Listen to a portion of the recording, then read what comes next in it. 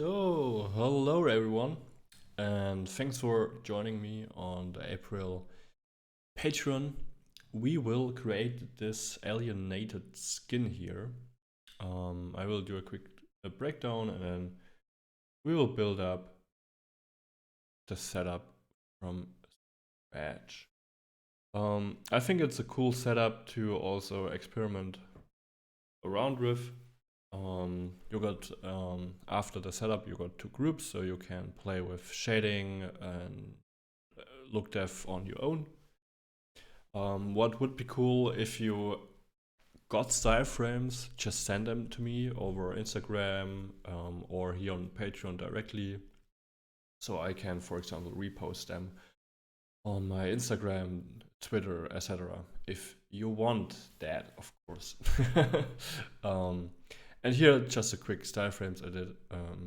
Nothing special, I think. Just a metal material and slapped some fabric normals on those. And yeah, let's just don't save the PureRef board because I don't need it. I already did some other R&D in other files because of a collaboration next month. There will be another collaboration tutorial for next month, I hope and suppose. And yes, I will give you a quick breakdown. We'll start basically with a grid, and we will normalize that to a specific scale. After that, we will split that thing up with the Voronoi fracture node. Then we basically remesh the whole thing, scale it a little bit, and also smooth the edges a little bit. Then we will displace it again, and we will build this. Here, I've maybe like a supporting structure for the fabric, and we'll build that with some few nodes. And I think it looks pretty cool, but it's such an easy concept because you got like you got those like more of organic shapes, like here, and for example this one and this section. But I think another cool thing is you got also those like more straight lines, which is also pretty. Yeah, poly reduce this. Then we just doing like a really simple vellum sim. And the other thing will merge together, and in the end I will bend it, scale it back down to a scale, and there we basically have it. I think it's a cool setup, and you can of course experiment with that. Yeah, so let me just get together, and we'll start to create that thing again. So first of all, we'll start with a grid. So let's just get a grid in here, and I think I started with like 2 rows and 2 columns. So I'll just do that, and then we can easily subdivide that a bunch of times. Let me just have a look here again. 8 subdivisions. Of course, you can also do that here with the rows and columns. But in that case, will just use the match size node. Then with the node selected, we can press tab and we can drop down a match size.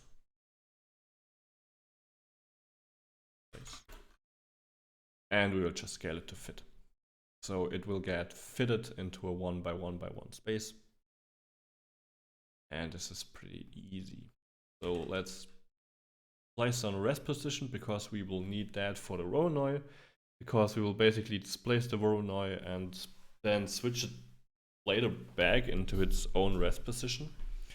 And the cool thing is with that technique you can get really cool Voronoi patterns, which is pretty. I also did that with the end here. Okay, let's just do that.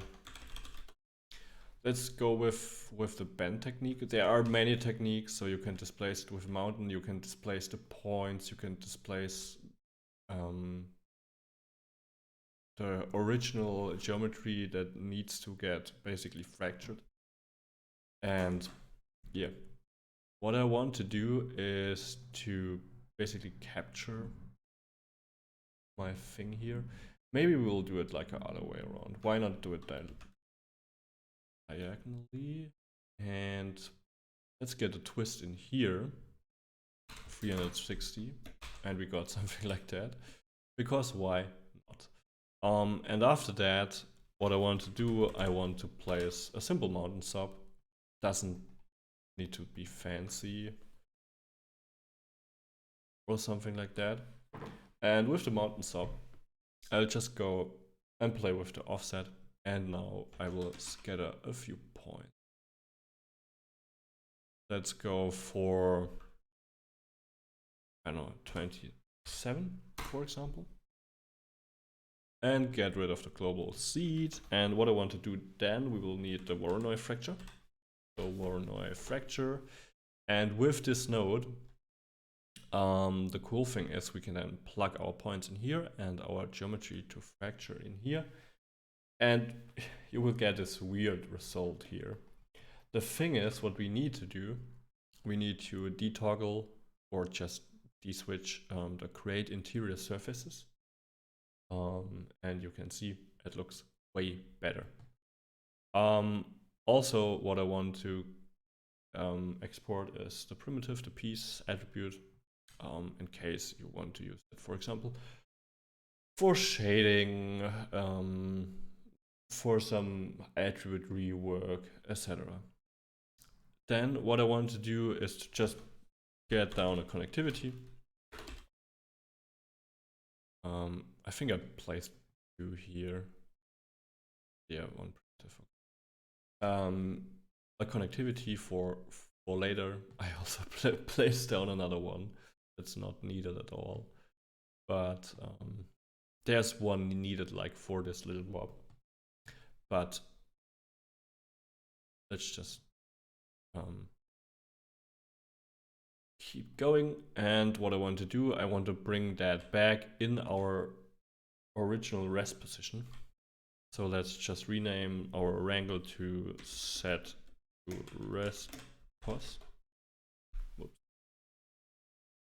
Rest position. And what I want to do is add position equals add rest. That's basically it.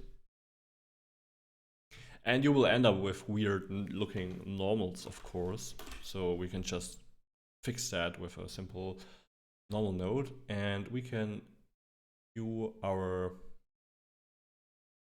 pieces. This looks pretty cool. And now the cool thing is you can play.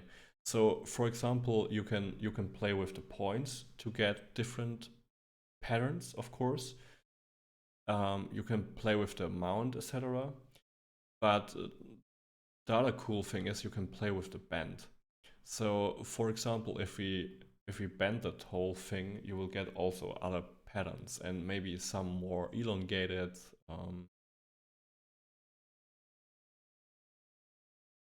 So this is pretty cool. What you also can do, of course, if you want way more abstract patterns, you can insert a mountain node in here. And this looks pretty normal, but also the mountain node looks pretty normal. So the cool thing is when you take that to like a new level, to, for example, let's just go for add and maybe a range.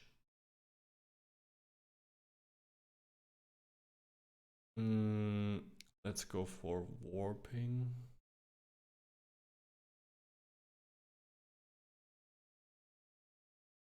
Then you can get way more like organic patterns, which is also pretty cool.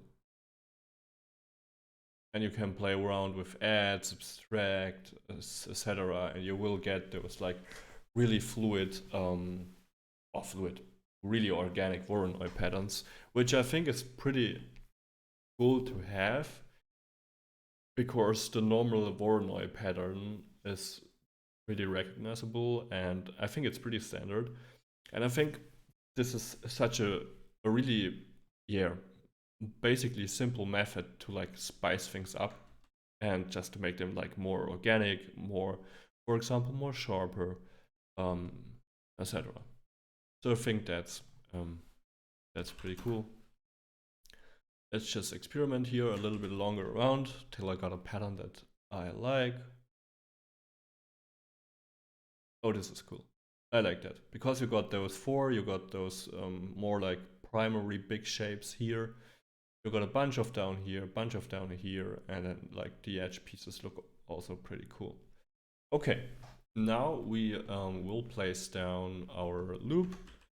Let's just attribute delete everything because we don't need like unnecessary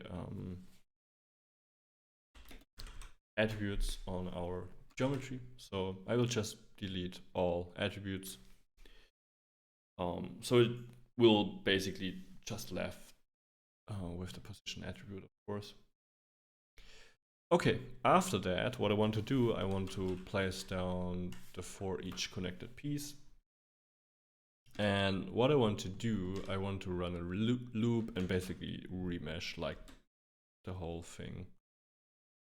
So let's get a one piece here.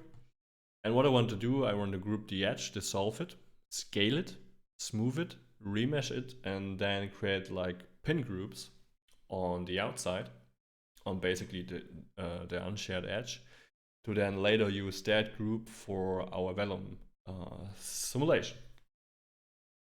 Okay, let's do that. So group, let's get a group here. Whoop, not a grain source. Of course you can use the two, but maybe you will then end up with something special or whole different. So let's call that group edge, and I need to call it 0, 1 because there is already a 1 here. And what I want to do, I want to dissolve it. Oh, I need to drink some tea. Give me a second. Let's get some tea. Stay hydrated. That's important.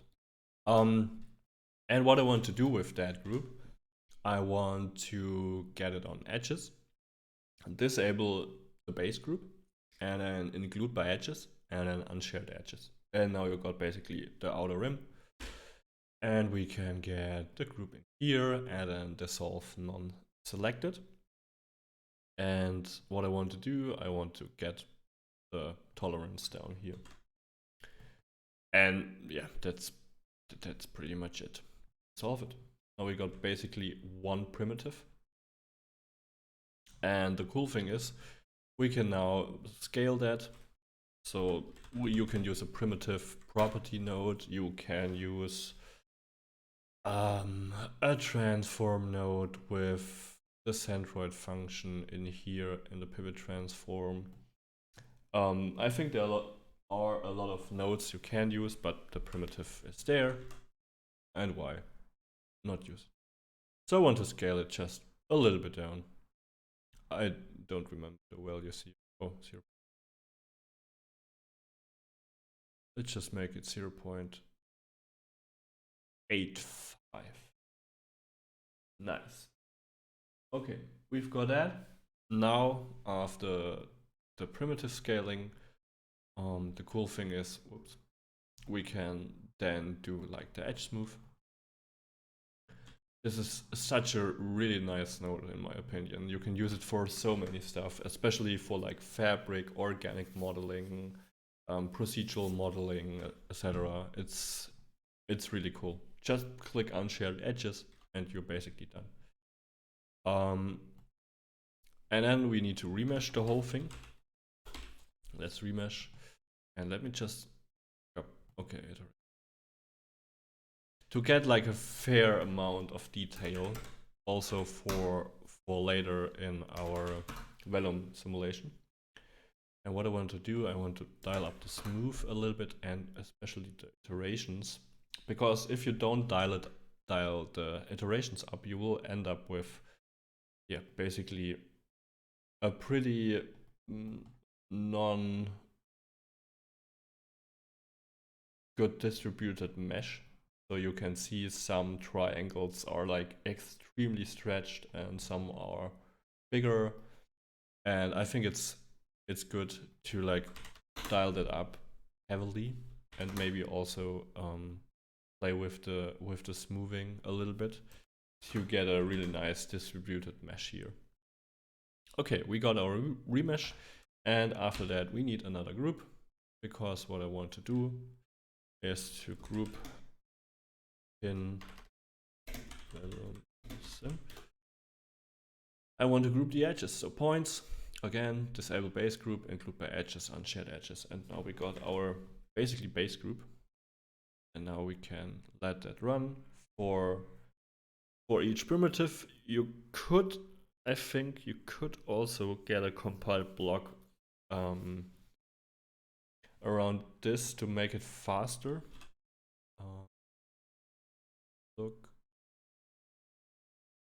Okay, those are not. So the block is like fully compilable. If you need that extra little speed, you can fully do this. Set viewport, there was a gimbal. That should not be there. Okay, we've got our setup here now. After that, let's just place a connectivity. And what I want to do, I want to displace each fractured piece in the Y direction. This is pretty easy. We will just place a VOP here. Let's get a point VOP, and let's just call that set rand dist. Dive inside, and what I want to basically do is to bind, like import our class attribute,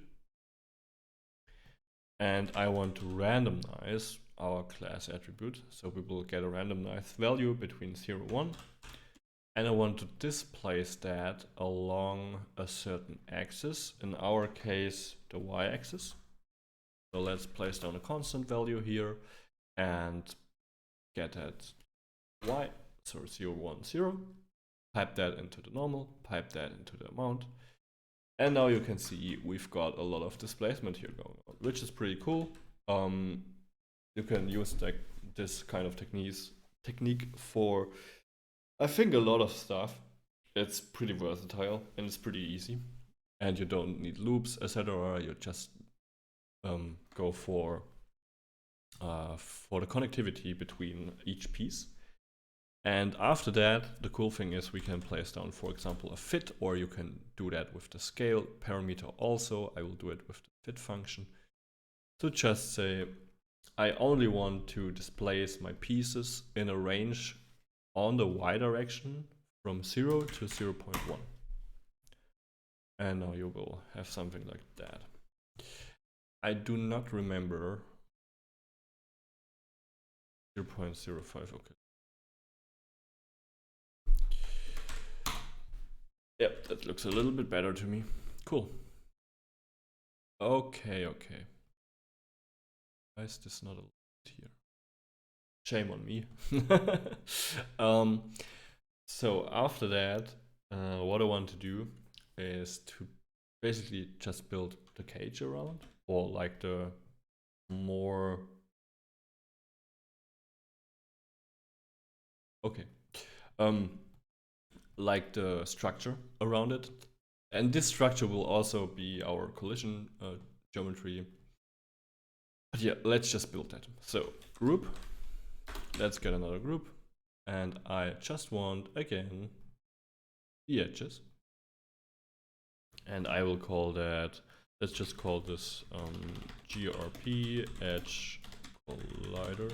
I think I already called it that. Fuck. Those were words. Group Edge Collider. Let's go for 0, 1.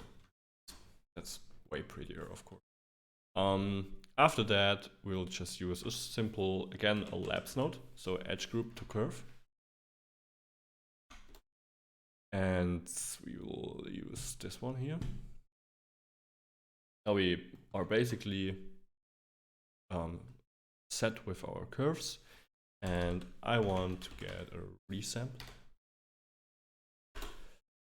And after the resample, what I want to do is to get connect adjacent pieces before that, sorry. Connect adjacent pieces, and I want to connect them with a certain point amount. Of course, you can play around here, but I think I just use a few here. Yeah, 32. To get like certain amount of connectivity in some areas, but also some nicer distributed open areas. Of course, if you want to do that, you can go for that. And the cool thing is when you do it like that, you can already see you got like 2 or 3 big straight lines. So those lines, or 4, those lines will also be then straight in the remeshing process later. And I think that could also be a really cool look, because you have those straight lines and your big primary shapes, but you then got this like more rounded shape. And I think that looks also pretty cool. But yeah, let's go for the other look. And what I want to do, I want to resample those, because I will basically use VDB from particles. And let's just get the size, you see. Okay. VDB from particles, let's set that down. And first of all, I think you will get a huge blob.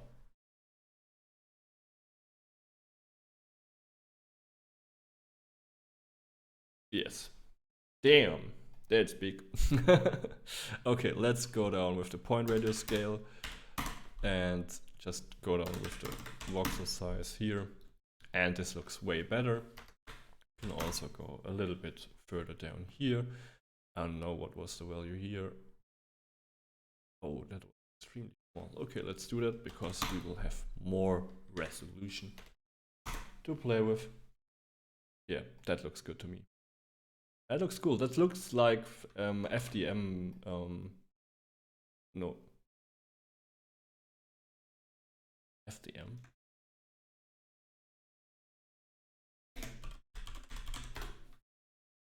Fused deposition modeling. Yeah, looks like FDM to me. But yeah, that's of course 3D printed. After that, what we can do, we can use like a smooth, but what I also thought of, we can use a VDB smooth, STF, and then a reshape, and then a reshape again.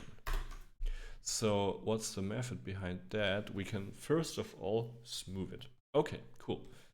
But I think I smoothed it. Of course we can smooth it first, but what I want to do is I want to reshape it. So just to give it a little bit more thickness, we will dilate it by 1. And then we can smooth it, I think, much better and higher, and it will look way more organic. So for example, let's go for 30 iteration cycles on the VDB smooth. A little bit. Yeah, this looks way better. And the cool thing is we can like dilate it here a little bit if we have the feeling that it will get a little bit too thin. So I think that's a cool workflow to just get a little bit more geometry in here, and after that I want to erode it or want to dilate it again. That's then fully up to you. I think in this case, dilation will work a little bit better, because we got a smooth here. And after that, we will add like a little bit geometry on top of it. So yeah, keep that little trick in mind if you work a lot with VDBs, for example. I think that's pretty cool. And then we'll just convert it to polygons. And when you are in Houdini 20, you can use the quad remesh, I think it's called, which is really, really nice. I got still the exercise quad remesher, which I think is also pretty cool. So yeah, I will just use the exercise quad remesher for that. On, I don't know, 250,000 points. What do we got here? Yeah, adaptive quad count. And what I want to do, I want to make a reduce, so poly reduce. And after that, let's place a null node, and this will be our output collider. And what I want to do before that, I want to transform this a little bit up, just a tiny. Let's have a look. Let's template our here. And what I want to do, I want to basically place it underneath. Another thing, what you could do, or what we cool idea in my, because I think that will work a little bit better and even will look, I think, a little bit more cooler. Okay, no, then we will basically take out the whole.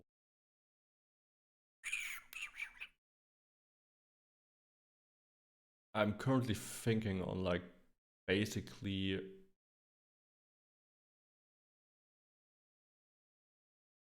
getting away from the geometry like a little bit. Like you can do that on your own if you want to experiment with that. So basically extrude that down, make it a VDB, combine it, and then combine it with that, do a VDB difference that the whole bottom thing will get pulled out. Or just like a tiny bit. I think that could be pretty cool. Yeah, let's just do that and see how that will maybe look. So extrude. And what I want to do, I want to extrude that like something like that. Or let's go for a thickness better, because on the thickness we can go for labs thickness. We can go on both sides and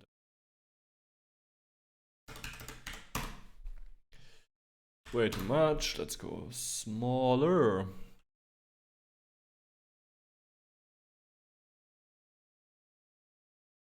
Let's go even smaller. So I want to get like an inlay in here. I think that could work pretty cool, I think. And like that it's like embedded in the whole structure. And I think that could look pretty cool. Let's go also for the same resolution here. Okay, we need a higher resolution.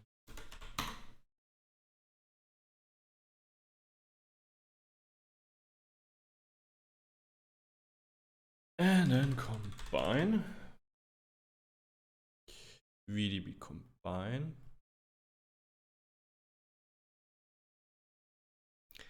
And then what I want to do, resample B to A, no A to B. And what I want to do is basically VDB difference the whole thing out. Let's just wait for the resample. Okay, SDF difference. So A minus B. We are basically the wrong way. No, we are A minus B. Should be. Let's just wait.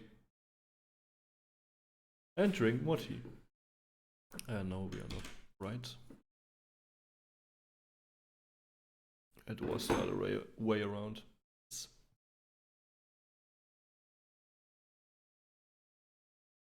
And then we basically got like this inlay here, which I think looks pretty cool. Yeah, that looks cool. Okay, what we could do another smooth here, but not 30. That's way too high. Let's go for, I think 8 could be fine, but let's see. Let's just let the smooth work and do it thing.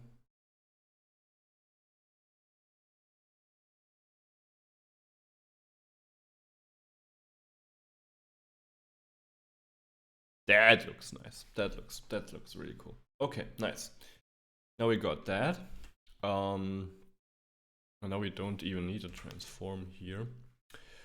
Of course, we got way more primitives to work with. So what I want to do is for the exercise, because then it will get like a little bit slowed down. What I want to do is to introduce a little bit of adaptivity, like 2 million. I think that should be fine for later.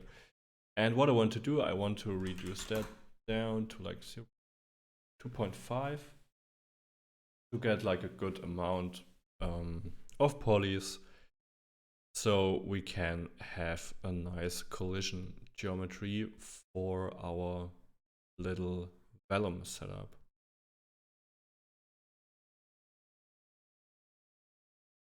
And I think that can work out pretty well. We just need to wait a little bit. And I think that's now a pretty cool solution for the cloth to not like intersect. Of course you can move it down, but then it will look nah.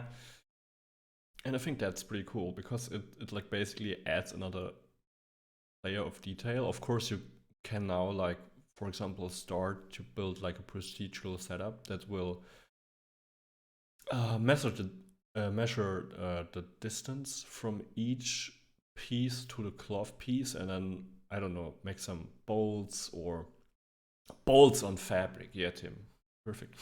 Like, you know, like the tiny bolts, I mean. Or some stitches, etc. I think that could look pretty nice, I think. Yeah, that's pretty cool. 100,000. No, it was 200,000. No, 100. Okay. And after that, we will build up our vellum cloth. So we got now here, we have our cloth. So out, oh no, this will be in fabric. And what I want to do, I want to basically place down a cloth. So vellum config cloth. And after that, I want to place down a vellum solver.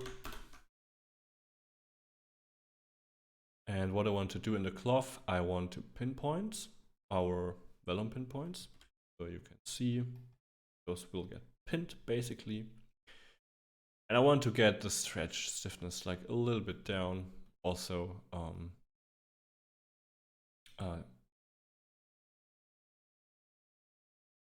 like 7 should be. And what I want to do, I want to basically just create a simple force. Another thing I'm currently working on for like a future patron is then of course again with another setup, with another vellum setup, etc., to like inflate them with an attribute, with a growth effect, etc. Or you can use blend shapes, for example. So of course there are like endless possibilities. I want to get like an up force, I don't know, like 1 should be fine, amplitude, get a little bit of imperfection in there. I think I also did that here. Yeah, okay, it was 5. It was 5. And this will scale down a little bit. And now the cool thing is, can then solve that to like a given time. So let's just get a time shift down. And let's just watch that here. But it will like basically inflate and then settle down again.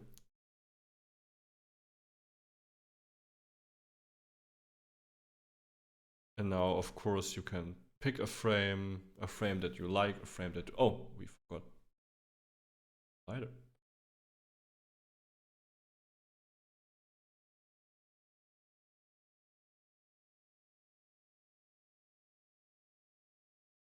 Okay, I think that's too harsh.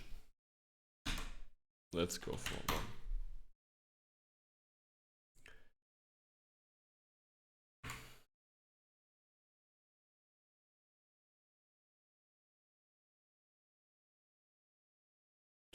Five. I reintroduce gravity to get like this, get like a little bit more realistic.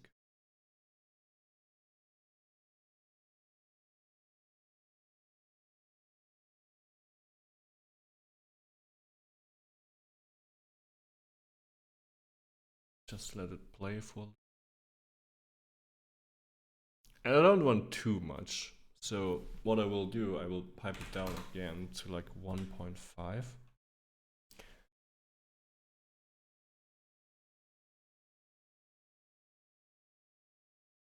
Yeah, that's way better when it settles. I think that's nice, so I will choose frame number 7 here. We'll basically freeze that, and for example, now you can do another vellum simulation on top if you want. And our collider also did like a nice job. Another thing what you can do, vellum post-process the whole thing. Get it in here. And what I want to do is to like subdivide it one time and like spatial blur it. Like a little bit. That's too much. Okay, cool. Now we got that. Now we need to let the exercise run through.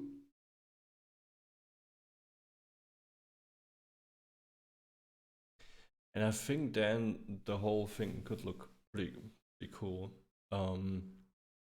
Yeah, and after that you can just slap materials on it and call it a day. And I think it's a pretty cool technique. The other nice thing is that if you want to like change the setup, you will basically just need to change the Voronoi on top, the displacement, etc. The cool thing is you can also do like multiple layers if you want.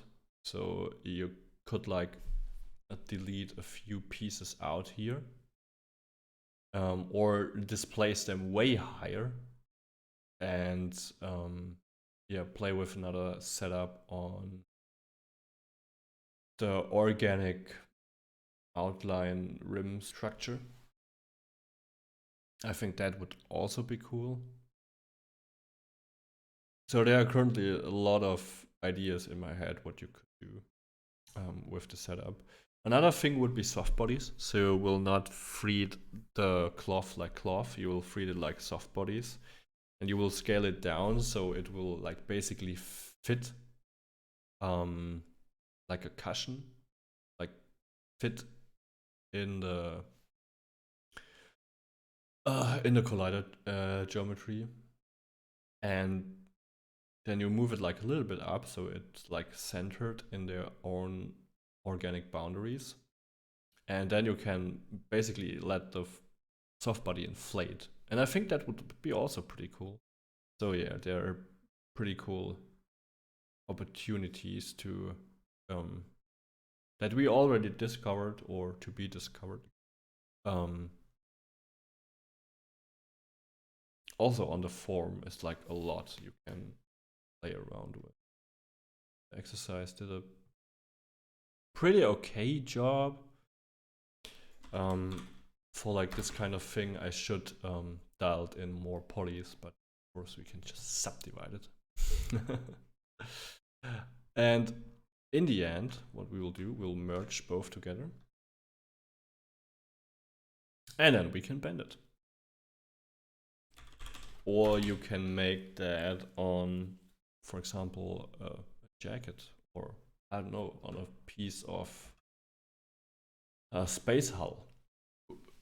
Because I think there's no, in this kind of case, there is of course no scale reference to it. So it could be like panels from a spaceship.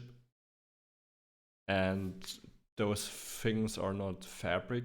Those could be like solar cells. I don't know. So then it's pretty nice to like direct that into basically in a complete other direction, and yeah, really like play with it and don't get stuck in one thing like I'm currently doing here with trying to typing in transform. And yeah, just trying to transform back. Let's get a match size, just that center, and we will end up with something like that. Now what you could do, you could get some materials on there. So for example, my material and my really shitty fabric material.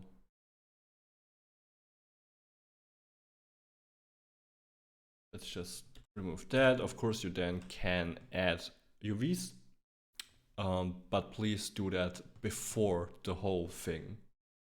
The best would be do it like here, or do it on top and then transfer the UVs with the labs transfer UV node, for example. I think that will do a fairly good job. And get that a little bit more organized.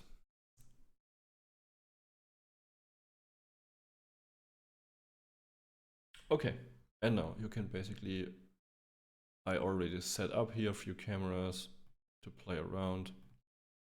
Of course, you can then create your own render setup in Octane, in Redshift, Karma, Arnold, V-Ray, I don't know, the render that you, of course, prefer. And I will do a quick one to see how that could look. Of course, we'll use that for the Instagram post. But yeah, I think that's a pretty cool technique, and it's pretty easy. And I really like those little details. You could fill them in now with some, I don't know, with light, or you can make another sim around that little hole, or I don't know, something will start there, etc. So yeah, here we are with our alienated fabric thing, which I think looks pretty cool. I think the workflow is pretty nice. Also, what I really like about basically the setup. And yeah, I hope you basically enjoyed this tutorial. And next month there will be, of course, another one. And I will see you in the next one. Have a nice day. Please keep exploring, and please, if you want, and if you are a supporter, just send your work you do on my Patreon, just like renders or little flip books. It's totally irrelevant from what tutorial.